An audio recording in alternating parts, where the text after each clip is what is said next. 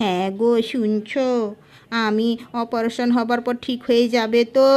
তুমি তো আমার স্বামীও ডাক্তারও, তুমি আমাকে সুস্থ করে তুলবে তো? হ্যাঁ গো, হ্যাঁ গিন্নি, আমি একজন ডাক্তার এবং তোমাকে অপারেশন করে নিজ হাতে ঠিক করব। তুমি ঘাবড়িও না। এর জন্যই তো তোমাকে ঠিক করবার জন্য এবং আমাকে সাহায্য করার জন্য দুইজন লেডি নার্স রেখেছি। জি স্যার, আমরা তৈরি আছি, আপনি অপারেশন শুরু করুন।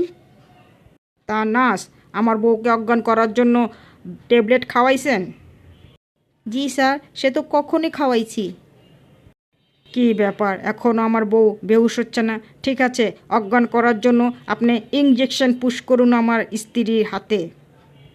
স্যার, আমি তো ইঞ্জেকশন পুশ করেছি, তাতেও কাজ হচ্ছে না। ঠিক আছে, তৃতীয়বার কড়া ডোজের ক্লোরোফর্ম শুকাও। তাকে শুকাও ওকে। জি স্যার, তাও শুকিয়েছি, তবুও সে অজ্ঞান হচ্ছে না। তুমি যতই চেষ্টা করো, তোমার সাথে এই সুন্দরী নার্স যতক্ষণ থাকবে আমিও বেহুশ হব না। হ্যাঁ হ্যাঁ, বলে কি?